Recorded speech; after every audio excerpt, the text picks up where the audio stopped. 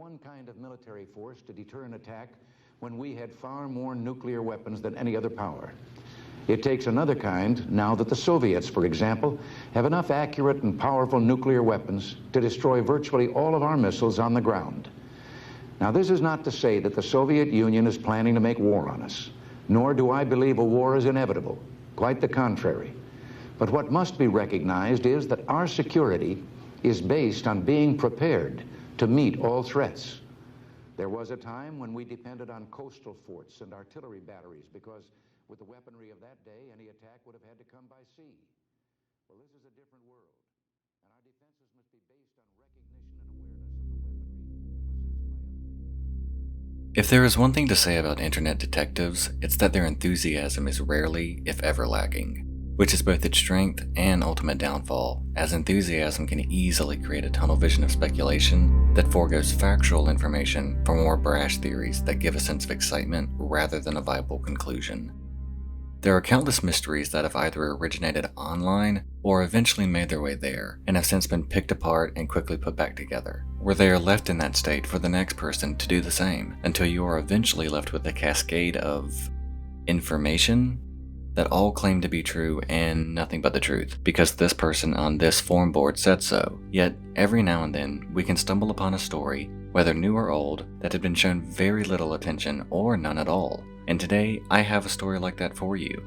I am in no way the first person to ever cover this story on YouTube, and I am not claiming that I have all of the answers. But what I will do is present my findings from months of research and fact-checking from a completely unbiased standpoint, and then give my thoughts onto the what and why things played out as they did. Bizarrely enough, this story doesn't have that much coverage, and with the mystery surrounding it still to this day, it, at the very least, will have you back checking my information to see if I am wrong and then blasting on how I am in the comments. So, if government secrets, a string of suspicious deaths, and quite possibly one of the biggest conspiracies of the 80s is your thing, then sit back and enjoy the story of the Marconi 25.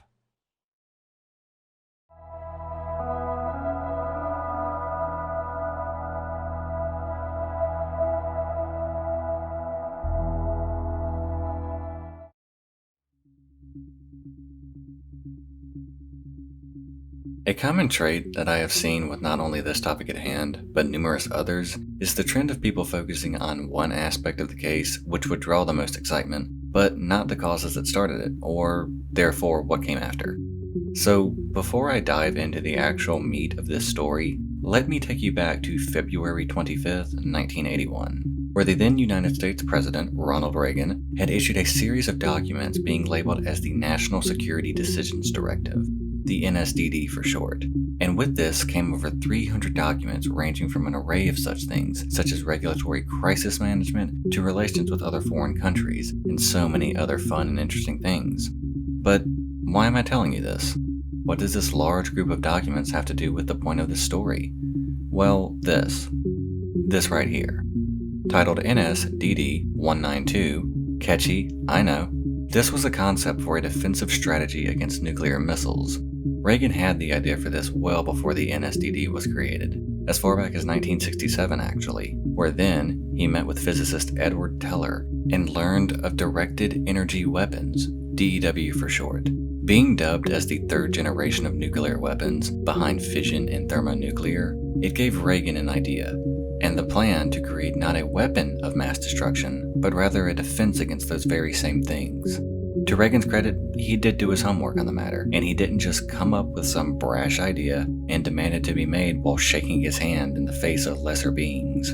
No, Reagan took it very seriously, and in 1979 he visited NORAD, that would be the North American Aerospace Defense Command, where he learned that in the event of a nuclear missile being launched at North America, then there really wasn't anything that they could do about it in terms of a defense, and this shocked the president. To be fair, it is a scary thought, knowing a weapon is so incredibly powerful that we don't really have anything that could save us from them, other than hiding away and stockpiling bottle caps. This got the president even more invested in the matter, and shortly after his election in 1980, he got to serious work on creating a plan of defense, and after branding the Soviet Union as the evil empire, he easily had the support of the American people, and now all that was left was for him to create his vision. That being, to create a system of defenses in space, a series of lasers that would target and destroy nuclear missiles as they were en route to their target, being dubbed as, and I kid you not, Star Wars, which is either the coolest project name or easily the most uncreative means into which to shadow your secret project. I mean, seriously, there are military plans in the past that covertly went by names such as the Manhattan Project or the Teapot Committee, yet this idea that the president very much believed in couldn't be bothered to be named a little less unambiguous? However, plans went ahead, and on March 23, 1983, President Reagan went on live television and announced to the world the project of the SDI. However, the George Lucas missile campaign had actually already begun 3 years prior, and when you are attempting to be the first in developing a weapon capable of stopping one of the most powerful methods of attack that a country like the then Soviet Union would have, you are going to need a lot of help. Luckily for America, they found Marconi Electric Systems, and this is where our mystery truly begins.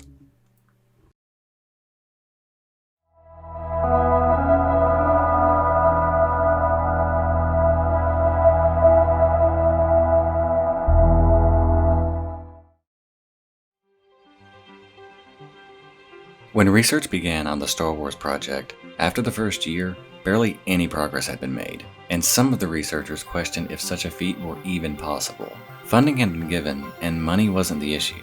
In fact, the money had barely been used, as the entire first year, some of the greatest minds in the world in terms of nuclear weapons, lasers, engineering, and physics had all come together, and not a single design was even close to being in development. And the problem was not in terms of creativity or ambition. In fact, it was one of, if not the most ambitious project the US government had ever attempted. The issue was impossibility. Vince Houghton, who is a historian and curator of the International Spy Museum in Washington, D.C., which has got to be one of the coolest job titles, did a report on the project, and after interviewing some of the leads from the project back then, was told that every single system under consideration had to at least improve its energy output by 100 times to be effective, in some cases as much as 1,000,000 times. And as the research continued, it became clear that even if the plan were a success, that it would at minimum take several years, possibly decades, and had it been launched into space, then the cost of maintaining such a project would be incredibly expensive. This led to some cutbacks, as many of the ideas that were being brought to the table kept getting dismissed for the exact same reasons. There were a lot of speculation and worry with those involved in overseeing the project that if it were to be a failure, would it be possible for another country to pick up where they left off and create something that instead of being used for a defense, was then in turn manufactured into a means of an attack? After numerous shortcomings with progress, and as well as Marconi being involved with creating a new variation of the Stingray torpedo, the plan seemed to be losing traction and falling more and more into the realm of fantasy rather than reality. Which leads us to the topic of this video: how 25 individuals involved in this project started dying one by one in strange and mysterious circumstances.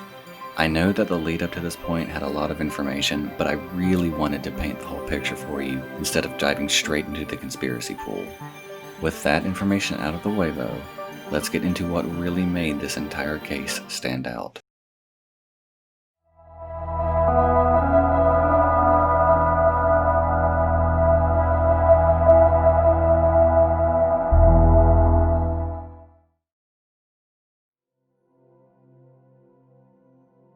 Now for the part where a lot of the speculation and focus has been put on by media sources both old and new: the deaths of these 25 individuals that at one point or another worked for Marconi. It should be stated that not all of these individuals have been linked to the Star Wars or Stingray projects, but at the same time, they also have not been cleared of working on the prior as well. Only a handful were known to what projects or business they actually were a part of, and there were several secret projects Marconi worked on, Star Wars and the Stingray project being two of them. The span of deaths lasted from 1982 to 1988. In those 6 years, the following people became known as the Marconi 25. Before I continue with this next part, I do want to let you guys know that I am going to attempt to pronounce every individual's name correctly, but I may mess them up. I just wanted to let you know because I don't want to offend anybody. Also, I do think it should be stated that some of these deaths are extremely gruesome in detail, but I feel like it is very important for the story and for the entire mystery itself that everybody have the correct information and how it played out. In March of 1982, Keith Bowden was a computer programmer and known for being an expert on supercomputers. He was also a contractor for Marconi. He was killed one night as he left a social gathering and wrecked his car. A separate investigation into the matter found that Mr. Bowden's tires had apparently been swapped as he had recently purchased new tires, and the ones on his vehicle at the time of the accident were described as extremely poor condition. 3 years later, radar designer Roger Hill was killed by what seemed to be a self-inflicted gunshot wound. Later that year, communications expert Jonathan Walsh died as a result of falling from his hotel room. One thing to note is that Mr. Walsh expressed to several people that he felt his life were in danger. In August of 1986, Vimal Dajibai, a computer software engineer for Marconi, who was responsible for testing Stingray torpedoes, who had no known history with depression or mental illness, was found at the bottom of the Clifton Suspension Bridge in Bristol, in which he had no known friends or family members there. So his reasoning for being in that area is unknown. What is known, however, was that he was an extremely talented young man in computer software, and at the time of his death, was in his last week with Marconi as he was scheduled to start a new job. 2 months later, Arshad Sharif, whom had been working on systems detection for submarines, was found decapitated. The details in his death are very gruesome and may bother some listeners, but as I stated earlier, I feel it is important to get the full understanding of these deaths. He was found to have tied a rope to a tree while the other end was around his neck, and then he got in his car and accelerated, causing the decapitation. The troubling thing to note here is that not only is this a very bizarre means to commit suicide, but a metal rod was found holding down the accelerator. In January of 1987, Richard Pugh, a digital communications expert, was found dead in his flat with a rope tied around his body, his feet bound, and a plastic bag over his head. A couple days later, Dr. John Britton, a scientist whom had previously worked on top-secret military projects, was discovered in his garage dying from a carbon monoxide poisoning, which is an unfortunate trend that you will later discover as these deaths go on. A few weeks later, Peter Puddle, another scientist whom had worked at the Royal College and had recently moved to research at the Ministry of Defense, was found as well to have died from an apparent suicide by carbon monoxide poisoning. The difference between his case, though, was that his body was found to be behind his car with his mouth near the tailpipe. He also showed no signs of stress or depression. An interesting thing to note is that both Puddle and Britton had recently returned from a trip to the US in connection with their work. Days later, David Skills, another engineer with Marconi, was as well found dead from another carbon monoxide poisoning. A week later, engineer Victor Moore died from an apparent drug overdose. Moore had just finished work on infrared satellites.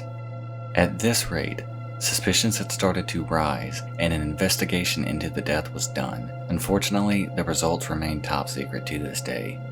The following month, David Sands, a senior scientist who worked for the sister company to Marconi, was killed in an automobile accident while on his way to work. A mysterious thing to note is that in the back of Sands' car, 2 full petrol cans had been found.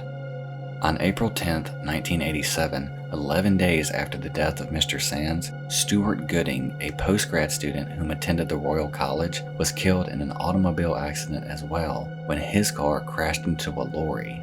That very same day, David Greenhalgh, a contract manager who had been working on the same project as Mr. Sands, leapt from a 40-foot bridge and died in the hospital several days later. But before his death, he stated he had no idea as to how or why he leapt off the bridge. 7 days later, on the 17th of April 1987, 2 additional deaths occurred. George Kuntis, a systems analyst, and Shawnee Warren, a personal assistant, both drowned. George from a car accident where his car crashed upside down into a river, while Shawnee was found with her feet and hands bound, gagged, and a noose around her neck in 18 inches of water, mere miles away from the bridge Mr. Greenhow leapt from. Another week later, Mark Wisner, a software engineer at the Ministry of Defense, was found dead with a plastic bag around his head in his home, the exact same way Mr. Pugh's death occurred. In May of 1987, digital communications expert Michael Baker, whom was working on a top-secret project at the time, was killed from another car accident. In June of 1987, Frank Jennings, an electronic weapons engineer, was found dead from an apparent heart attack. In January of 1988, Russell Smith, a lab technician, was killed from a supposed cliff fall. 2 months later, Trevor Knight, a computer engineer at Marconi, was found dead from another carbon monoxide poisoning, Mr. Knight's case being the only death that had a suicide note. A couple months later, in August of 1988, Alistair Beckham, a software engineer, was found in his garden shed, dead from an apparent electrocution, as he had wires connecting to his body from a car battery and had a handkerchief stuffed in his mouth.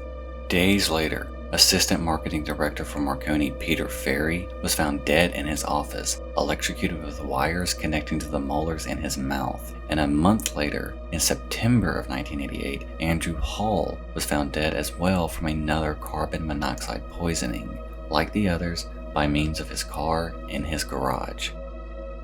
There were 2 others involved, however, they did not die.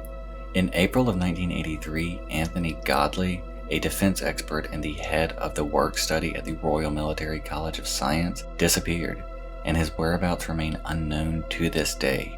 And in January of 1987, Avtar Sangeeta disappeared, and even after an investigation by Interpol, he wasn't found until 4 months later in Paris, and he had no idea of how he came to be there. To say that these strings of deaths are mysterious or concerning is putting it lightly. With all of this information about all of these people, all of whom had different professions, worked in different parts of the country, and died in manners that are flat out ludicrous for some, but all being tied to working on secret military projects or closely with people who did, you begin to see the reality of the situation is too large to just pretend it didn't happen, or have it get lost in the media and eventually to time. Yet, this is exactly what happened. Nothing at all. Some investigations were started and some were even brought to heads of parliament, yet no concrete answers were ever given.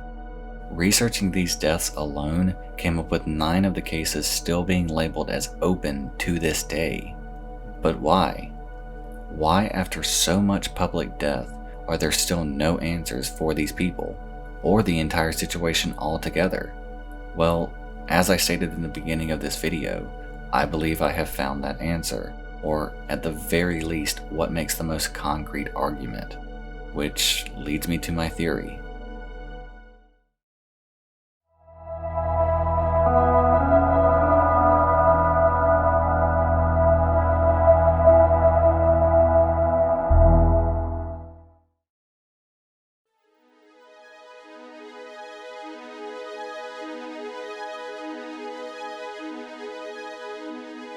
I feel like this goes without question that my answer is not going to make everyone agree or even happy with the outcome.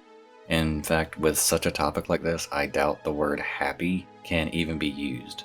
Something to note is that yes, these deaths are very odd, and yes, some of them need more explanation rather than just a record of how they died. But I also went into this unbiased and didn't want to slam this as a conspiracy because I don't think it's that black and white. You have to consider that suicide is the leading cause of death in young men, and that yearly 55.4 million people die, and with that high of a number, it is statistically likely that some of them are going to be linked, whether by profession, location, or manner of death. And with the drastic age range between the 25 victims, ranging between the ages of 22 and 60, some of them dying in apparent natural or at the very least by one's own hand, is not murder. It's not a string of lies. However, I have to factor in the evidence of the deaths like Peter Ferry, Alistair Beckham, Mark Wisner, Shawnee Warren, Richard Pugh, and Arshad Sharif. all of whose deaths are remarkably unusual to the point of almost blasphemous to call them suicides. So, we are left with two choices. It was a cover-up due to the Project Star Wars being viewed as an impossible task at the time, and several governments knew it would be better to silence those involved rather than risk them possibly defecting to other countries, and in turn using the information they knew. Or, it was a string of highly unusual deaths that is more coincidence than conspiracy. My theory? It's a bit of both.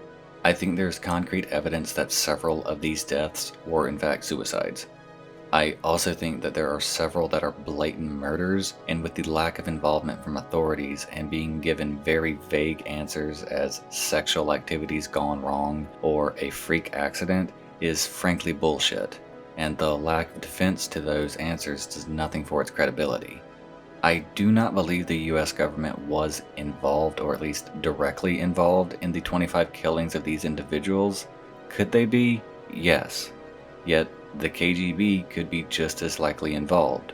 Or perhaps one of them was responsible for the killings and framed it to make it look like it was another military or government being responsible, to spread a series of deceiving propaganda.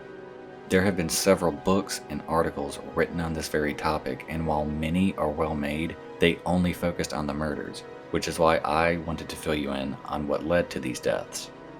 The projects some of these individuals were working on, had they been successful, would have devastated the nuclear missiles' effectiveness to the point of rendering them almost useless. So perhaps a creation like that would be the target of another government to eliminate the chances of its creation completely. In the end, I feel that the 6 years between 1982 and 1988 are filled with mysteries and secrets we will never fully know the whole truth to. But hey, that's why we speculate, right? I hope you enjoyed this video, and hopefully you found it to be a mystery that quenched the never-ending thirst for the unknown and the bizarre. I would love to hear what you thought of the story and your theories on the matter. I will be back with another story for you very soon. Thank you very much for watching. This is Cadaver, signing off.